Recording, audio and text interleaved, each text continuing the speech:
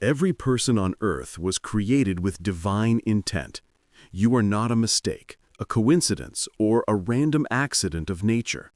Before your parents even met, God already had your name written in His book. He designed you with a specific mission, a sacred assignment that only you can fulfill.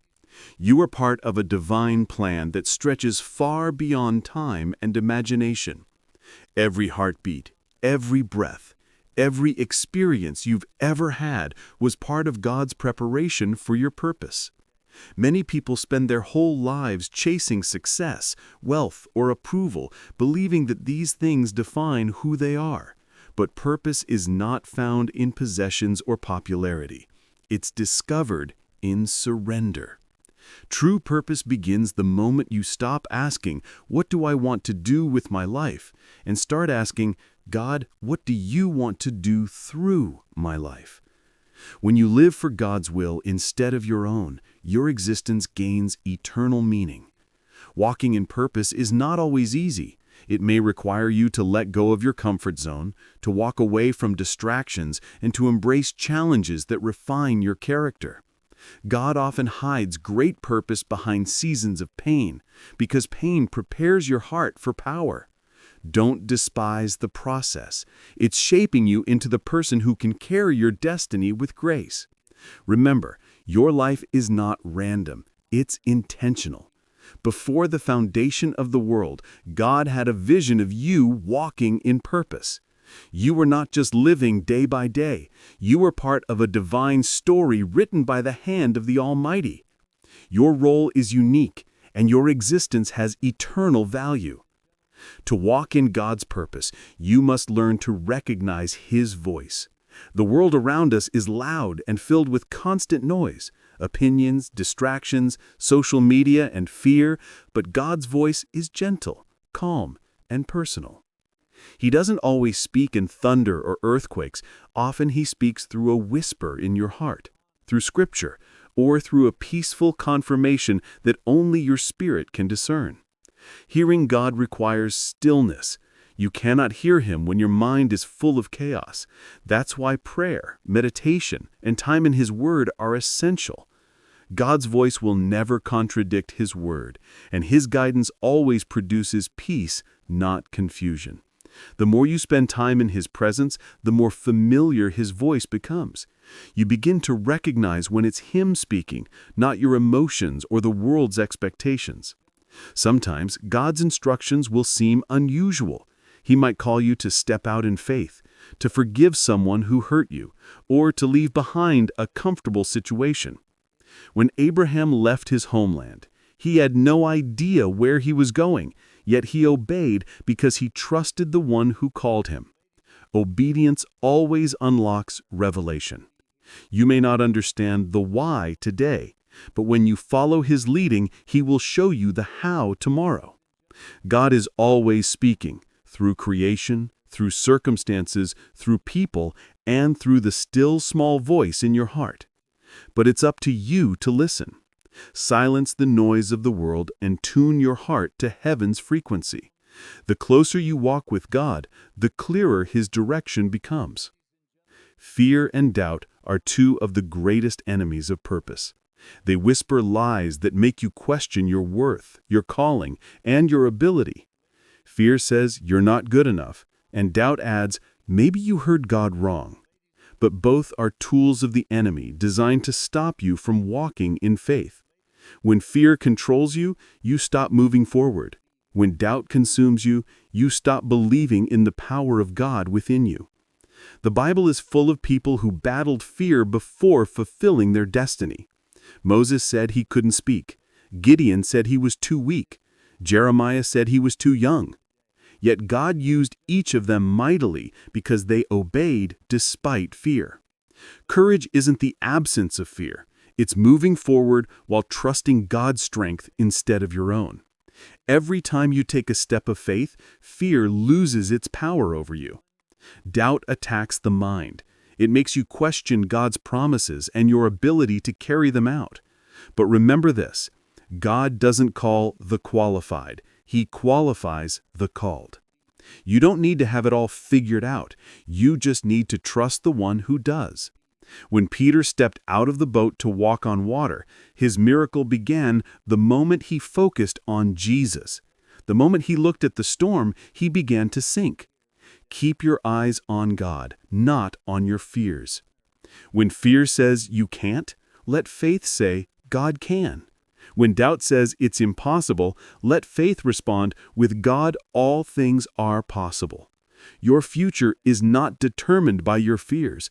It's determined by your faith.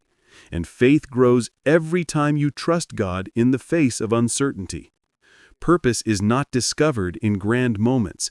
It's built through daily obedience. Every act of faith, no matter how small, moves you closer to your destiny. Obedience is the key that unlocks divine opportunity. When you do what God tells you to do, even when you don't understand why, you position yourself for supernatural favor. Faithful obedience is often quiet and unseen.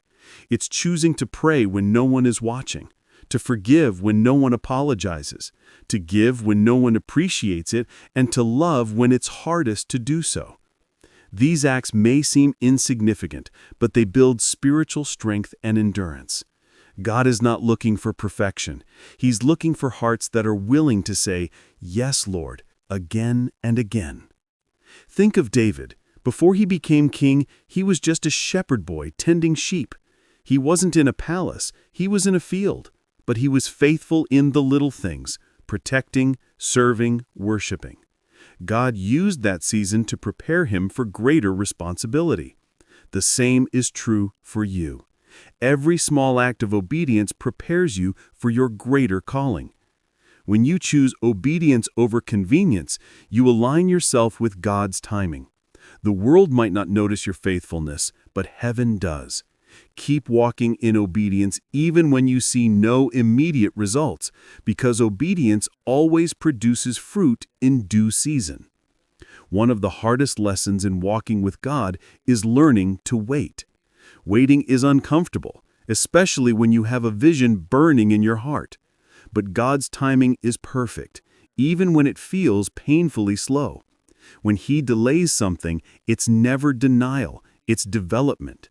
He's preparing the blessing and preparing you to handle it. Waiting is not idleness, it's preparation. During seasons of waiting, God teaches patience, builds endurance, and shapes your heart for what's coming. Look at Joseph, betrayed by his brothers, thrown into a pit, and imprisoned for years before reaching the palace.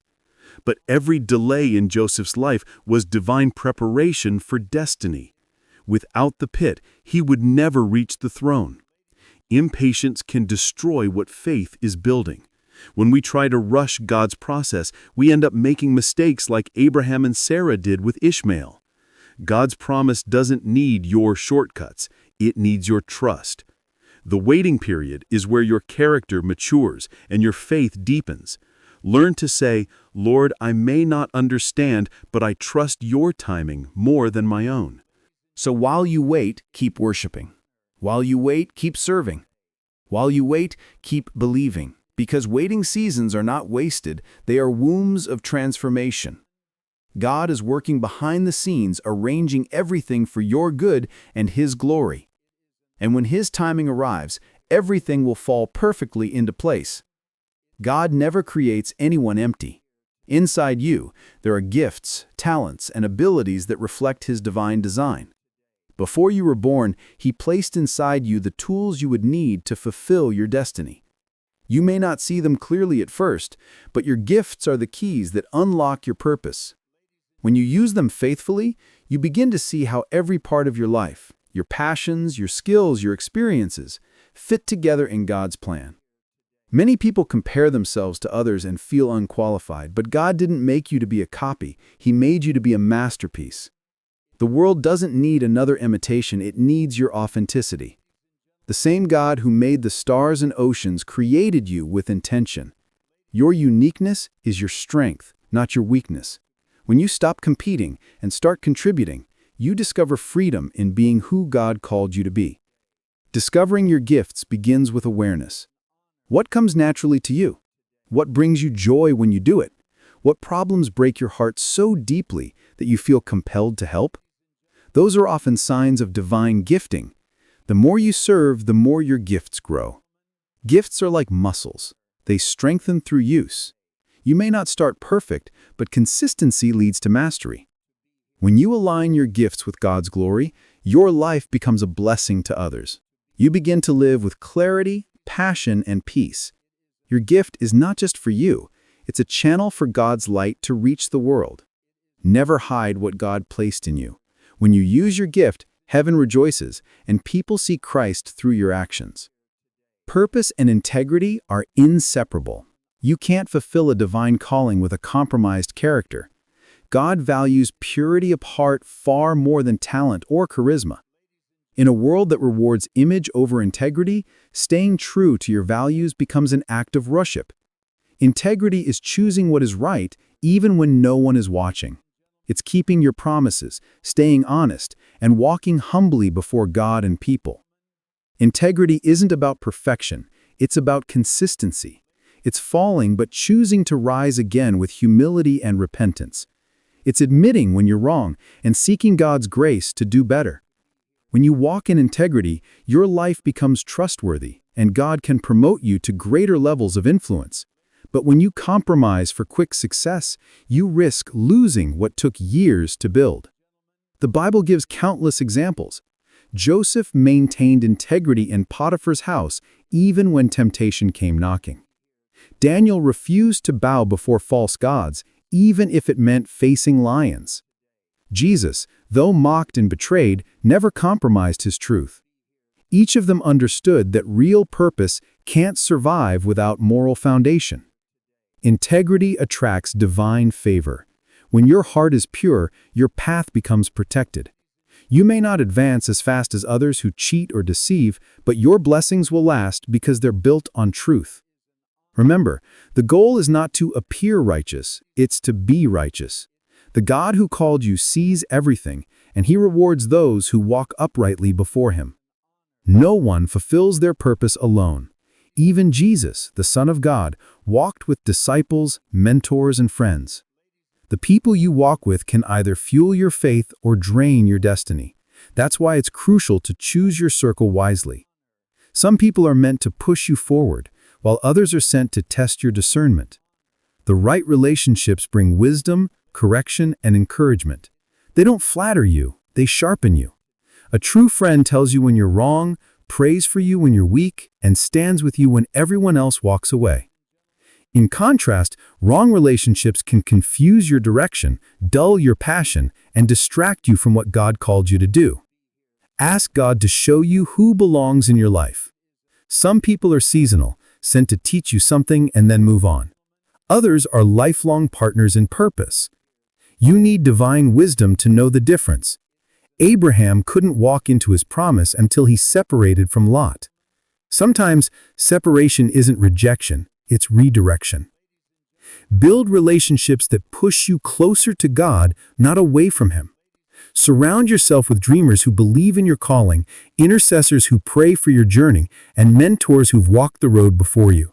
The company you keep will determine the quality of your walk. If you walk with the wise, you'll become wise. If you walk with the careless, you'll stumble. Choose wisely because your relationships shape your destiny. Every person walking in God's purpose must face trials. Pain, disappointment, betrayal, loss, none of it is wasted in God's plan. Trials are not punishments. They are tests that refine your faith. Without them, your spiritual muscles remain weak. When God allows difficulties, He's not trying to break you, He's trying to build you. Faith that hasn't been tested can't be trusted. When everything is easy, it's simple to say, I trust God. But true faith is proven when the storm hits, when prayers seem unanswered, and when nothing makes sense. That's when your trust in God becomes real.